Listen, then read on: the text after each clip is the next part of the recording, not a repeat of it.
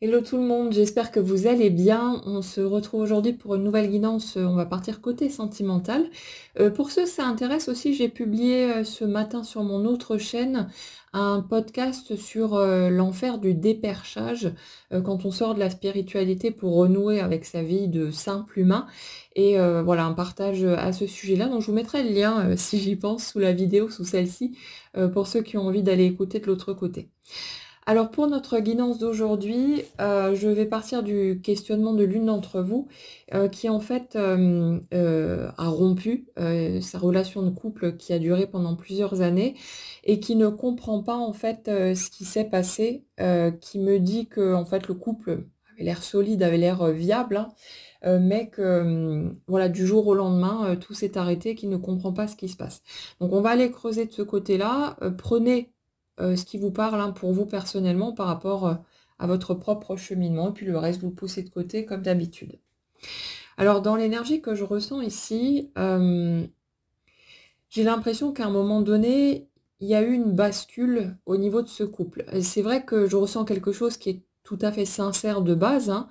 pas de tricherie, de mensonge ou de choses comme ça. C'était vraiment l'intention commune d'avancer dans une même direction, et puis des sentiments de part et d'autre, hein. Mais j'ai l'impression que pour la personne qui pose la question, pour notre première énergie ici, c'est comme si plus le temps avait passé, plus cette personne commençait à se sentir plus aussi intéressante, plus aussi séduisante peut-être aussi. Il y a quelque chose de cet ordre-là, comme si une espèce de stress, d'anxiété avait commencé à se développer pour elle. Et en fait, on dirait que plus ça allait, plus elle commençait à s'agiter dans tous les sens pour tenter de maintenir son couple à tout prix. Comme si on avait quelqu'un qui en faisait de plus en plus pour l'autre, qui essayait d'être aux petits soins, mais plus de manière naturelle et spontanée parce que c'était son truc et qu'elle était comme ça de base, mais dans une espèce de tentative presque désespérée, en tout cas c'est comme ça que je le ressens ici, de garder l'autre à tout prix. Vous savez, comme quand on vit un couple à long terme et puis que le temps passe, qu'on vieillit, on prend des rides, on prend peut-être un peu de poids, ce genre de choses, et que on se met à avoir peur de ne plus être suffisant pour l'autre, que l'autre ne nous trouve plus à son goût, ce genre de choses. Et ça peut arriver même quand on a une relation parfaitement solide, qui a un beau lien avec l'autre, hein, qu'on se connaît bien, voilà, on avance, ça fonctionne bien ensemble, mais ce sont des choses qui arrivent et puis c'est pas si évident que ça. Et là, j'ai vraiment ce type de ressenti-là pour cette personne et quelqu'un qui a commencé à paniquer et qui a projeté sur l'autre, visiblement, son propre regard sur elle-même. En fait, c'est comme si cette personne avait commencé à se dire, «Mon conjoint me regarde plus ou plus de la même manière, n'a plus, ces petites étincelles dans les yeux», ce genre de choses. Alors qu'en fait, pour moi, ça sonne faux. Du côté du conjoint, j'ai vraiment l'impression qu'il y avait pas de il n'y avait pas de changement de ce côté-là, c'était solide, c'était stable. Par contre, elle, en se regardant dans le miroir, on dirait que, là où avant il y avait peut-être un truc qui était OK, qui était tranquille, là j'ai l'impression que ça commençait à faire des petites grimaces. Vous savez, comme, quand on se focalise sur, ce que nous on va voir comme des défauts, en tout cas les trucs qui nous plaisent pas chez nous, et qu'on commence à se regarder un petit peu de travers et puis à faire le focus là-dessus et finalement parfois ne voir plus que ça, alors qu'il y a plein de choses qui peuvent être sympas et qui vont parfaitement bien. Et on dirait qu'il y a quelque chose de cet ordre-là et c'est pas seulement au niveau physique, que ça se joue. Pour moi justement, le fait que cette femme ait commencé à paniquer et commencer à s'agiter dans tous les sens pour tenter, bah, comme d'acheter ou de maintenir en tout cas l'amour de l'autre, j'ai l'impression que son comportement, son attitude a commencé à la dégoûter elle-même. Vous savez, comme si on se voyait en train de se tordre, de faire tout et n'importe quoi, de se mettre parfois carpette pour tenter de garder l'autre, alors que ben, c'est pas notre élan naturel, que notre manière d'agir voilà, ne serait pas n'irait pas dans cette direction-là en temps normal. Et j'ai l'impression que pour cette femme, c'est comme si elle avait commencé à se dénigrer elle-même. Vous savez, ces petites phrases, qu'on se lance comme ça parfois à soi-même, «Tu nul, mais pourquoi tu fais ça? Mais arrête de faire n'importe quoi, respecte-toi», ce genre de choses. Je ressens vraiment ça. Mais c'est comme si c'était très poussé, dans l'énergie sur laquelle on est là et justement, le fait de déraper en quelque sorte, de dévier de sa trajectoire, d'arrêter d'être elle-même dans sa spontanéité, son naturel et puis, voilà ce qu'elle est, fondamentalement, hem, ça a pu commencer justement à générer des questionnements ou des petites remarques, des choses, voilà, des points d'interrogation de la part de la personne d'en face et on dirait que, ben, du coup, quand lui commençait à réagir, il se dit: «Mais qu'est-ce qui se passe? Pourquoi tu réagis comme ça? Qu'est-ce qui te prend?» parce que l'autre ne comprenait pas le revirement de situation, parce que j'ai l'impression ici, en tout cas, que c'était pas exprimé. Qu'au lieu de dire: «Écoute, je me sens pas top dans ma peau en ce moment, j'ai peut-être besoin d'être rassurée un peu» ou voilà, juste d'exprimer ce qu'on a sur le cœur, hein. J'ai l'impression qu'elle ne le disait pas. C'était, «Je fais bonne figure devant l'autre, je ne veux surtout pas qu'il remarque quoi que ce soit et moi je suis là, je m'agite dans tous les sens, je commence à m'affoler puis à faire, un peu tout et n'importe quoi, en espérant, garder les bonnes grâces de l'autre». Alors qu'en fait, dans cette relation, elles ont jamais eu, besoin d'être gagnées, en fait. C'était de base, c'était d'office et le truc, c'est que, dans ce que je ressens ici, j'ai l'impression que cette personne, justement, en rentrant dans cette espèce de spirale infernale, bah, elle a commencé à avoir une humeur de plus en plus, désagréable, à être peut-être, irritable, sur la défensive, ce genre de choses et puis, bah, forcément, après, c'est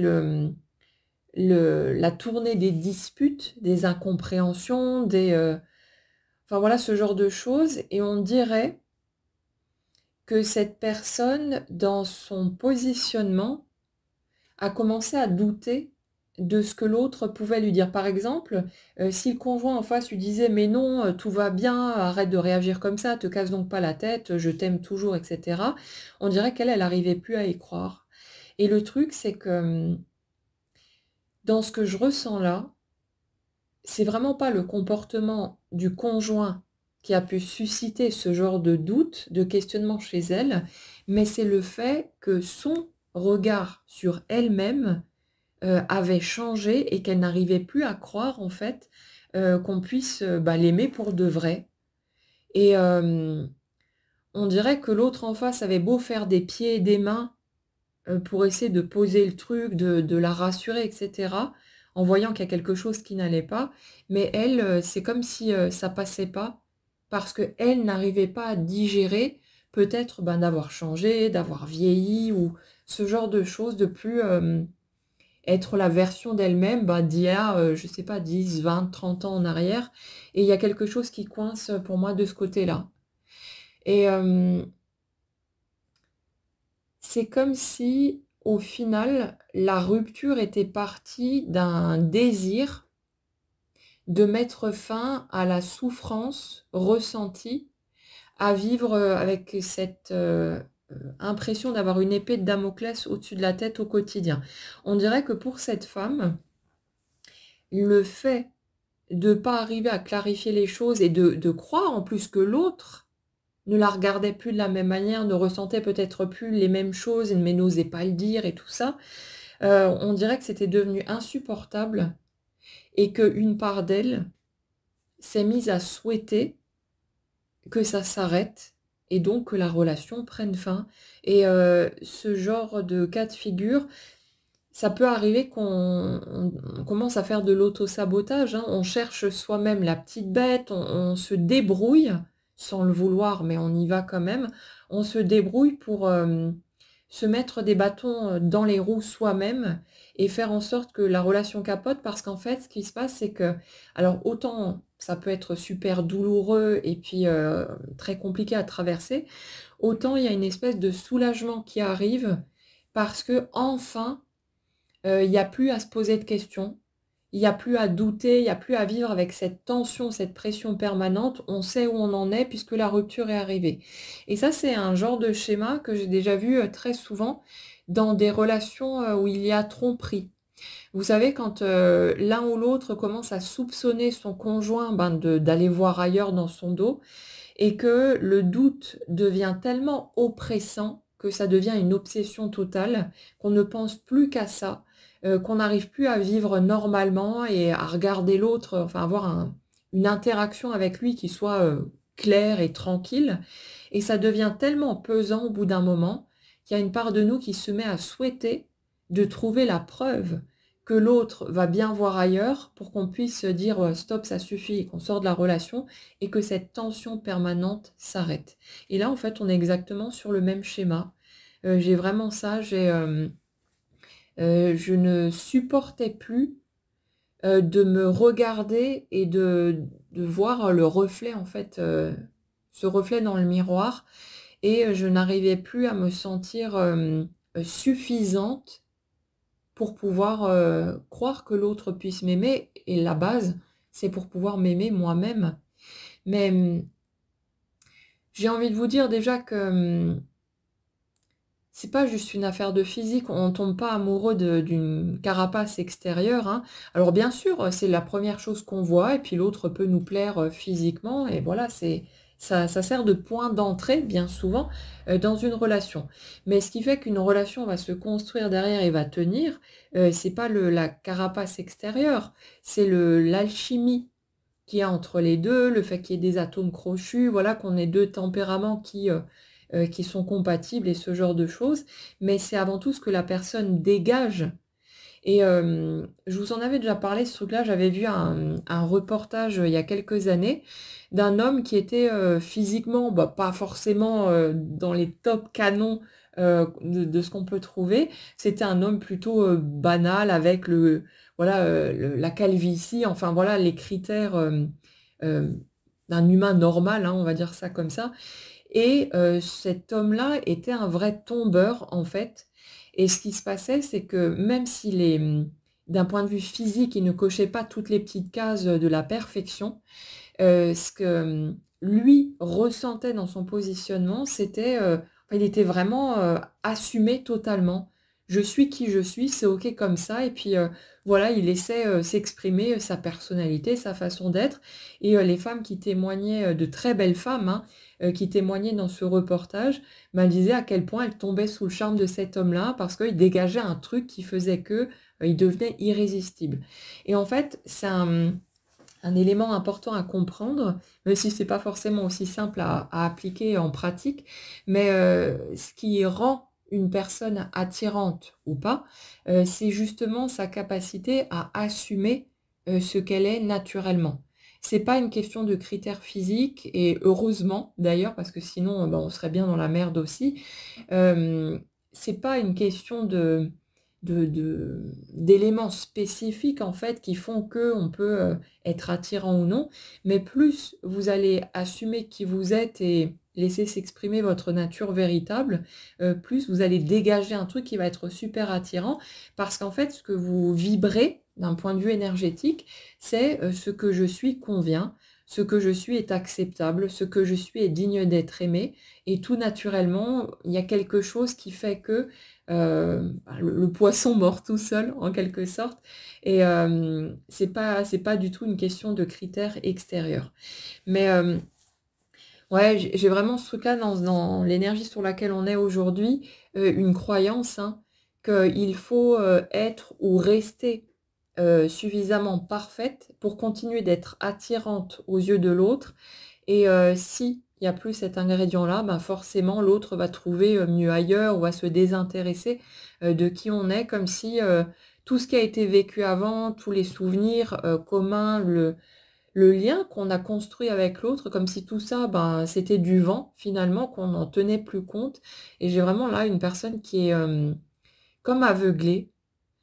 qui n'arrivait plus à se rendre compte de tout ça, qui, était parti dans son angoisse, dans son inquiétude, dans son délire et qui n'arrivait plus à être tranquille, avec sa relation et qui, bah, sans doute, a pu, sans le vouloir, chercher la petite bête et tenter de provoquer, tout ça pour amener ce soulagement de, «Ça y est, j'ai enfin mes réponses, le doute est levé et maintenant je peux relâcher la pression et pleurer ce que j'ai à pleurer». Donc, quand, vous vous retrouvez dans ce genre de situation, déjà, pas de culpabilité. Gardez en tête que c'est pas de votre faute. On se débrouille tous comme on peut avec, bah, la vie qui est la nôtre, avec, nos peurs, nos limites, nos croyances et tout le reste. Et le but, c'est pas de se taper sur les doigts en se disant: «Oh là là, si seulement j'avais pu réagir autrement» ou, ceci ou cela. C'est comme ça, on n'y peut rien. Et puis, voilà, ça fait partie des étapes de la vie. Elles sont là pour une raison ou pour une autre. Et tout ce qu'on peut faire nous, ben, c'est de prendre soin de nos blessures et puis, voilà, de se foutre la paix simplement avec les étapes sur lesquelles on est. Mais, ouais, le morceau, qui va être important ici, c'est vraiment cette étape de reconstruction, de, de prendre conscience de à quel point, on s'est jugé soi-même. Parce que là, c'est le nœud, il est vraiment là, hein. L'interrogation, c'était: «Je comprends pas pourquoi cette relation d'un coup, est partie en vrille». Mais, c'est comme si c'était pas d'un coup, en fait. Ça fait longtemps que ça avait démarré toute cette histoire, que ce vent de panique avait commencé à se lever. J'ai vraiment l'impression d'une personne qui, petit à petit, a commencé à tisser la toile dans laquelle elle s'est empêtrée elle-même. Et quelque part, l'élément, à un moment donné, qu'on va pouvoir en retirer, c'est de comprendre aussi que telle qu'elle est maintenant, avec, tous les critères qui sont les siens, bah, elle est toujours digne d'être aimée. En fait, c'est son regard à elle qui a changé. Mais, on ne peut pas considérer que la planète entière ressent les choses de la même manière que nous. On a besoin d'intégrer aussi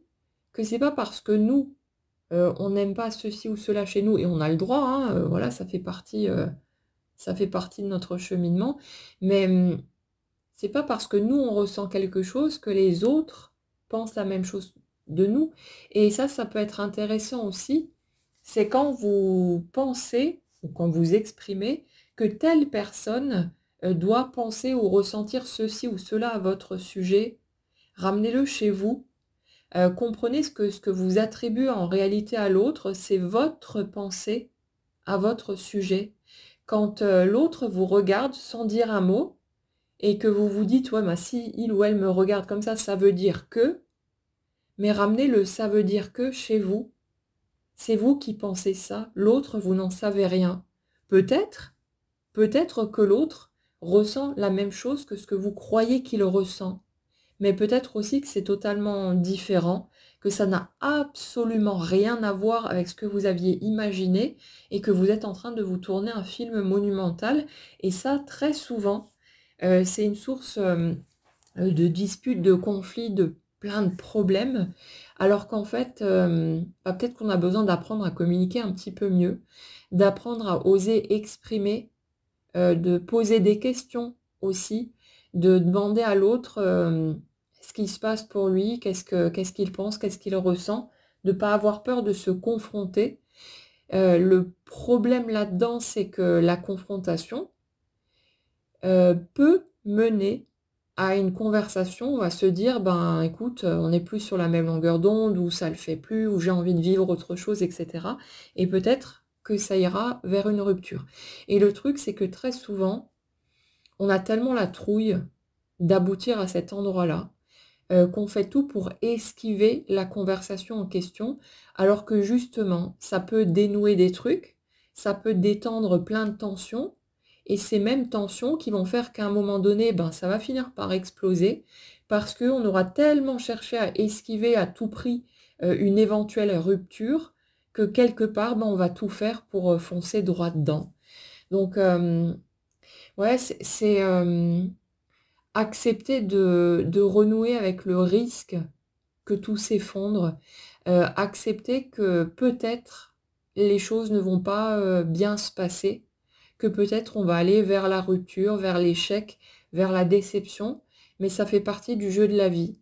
C'est toujours le problème dans les relations, mais finalement dans tout, hein, ça peut être pour un projet, une entreprise ou n'importe quoi. C'est, quand j'ouvre une porte, ben, je peux pas, prévoir ce qu'il va y avoir derrière. Je peux faire des pieds et des mains et faire du mieux, que je peux pour tenter de faire évoluer les choses d'une manière positive et favorable, mais quoi qu'il en soit, je n'aurai aucun contrôle sur ce qui va se produire au final. Et à partir du moment où on entre dans une relation,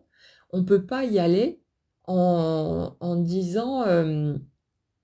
ça ne peut aller que vers une réussite, une construction à long terme ou je sais pas quoi. À partir du moment où vous nouez un lien avec quelqu'un, bah, le risque de rupture, il est là de toute façon et c'est peut-être même vous qui allez mettre fin à la relation, vous n'en savez rien. Mais, ça peut pas, fonctionner l'un sans l'autre. Ce sont 2 éléments, qui sont totalement indissociables, qu'on ne peut pas séparer et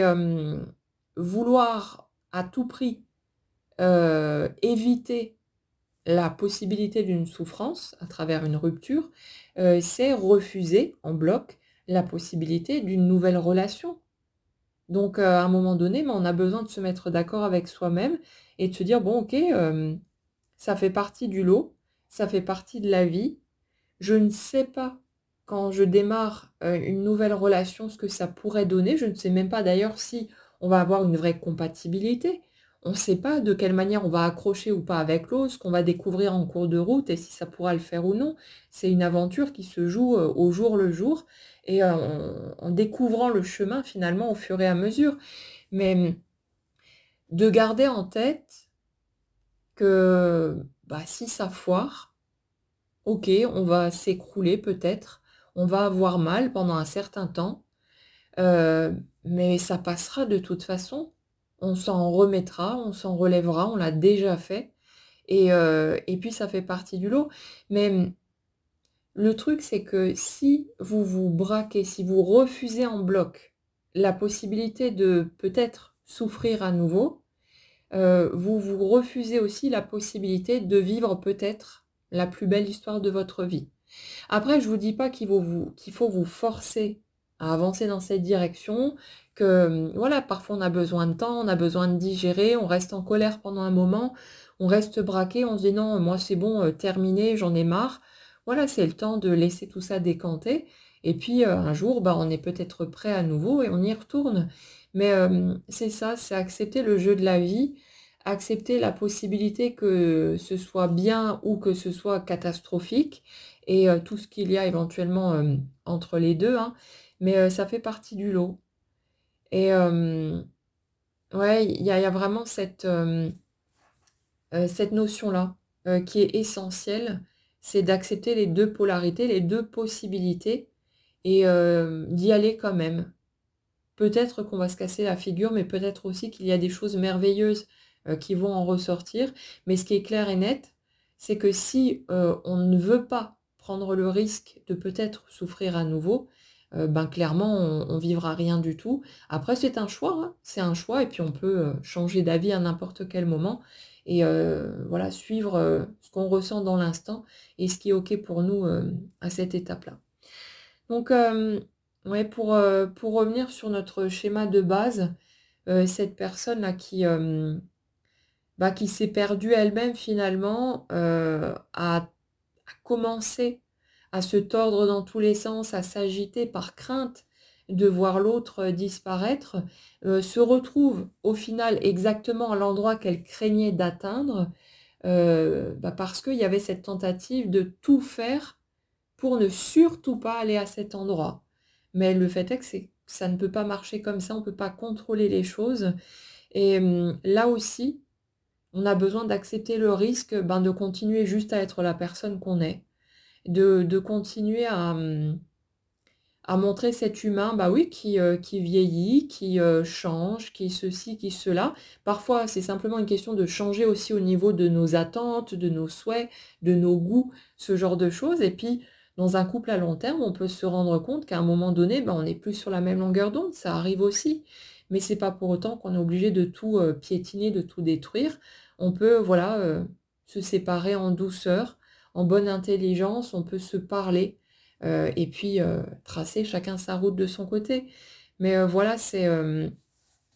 ça en fait, hein. Quand je refuse de laisser à l'autre la possibilité finalement de me voir, telle que je suis, que j'essaye de camoufler, toutes ces choses à travers, mes actions, mes paroles et tout le reste. Je ne donne pas non plus à l'autre la possibilité de m'aimer telle que je suis et c'est pas forcément, la direction la plus constructive non plus. Donc ça après, ouais, c'est quelque chose à vivre, bah, chacun à son rythme, un pas à la fois et respectez ce que vous ressentez avant tout et puis n'oubliez pas qu'on est juste des humains avec nos limites, avec nos trouilles et puis n'allez surtout pas, vous en rajouter des couches avec de la culpabilité ou je ne sais pas quoi, les choses sont comme elles sont et puis, voilà, laissez-vous être où vous en êtes et foutez-vous la paix avec, les difficultés, que vous rencontrez peut-être, au stade actuel.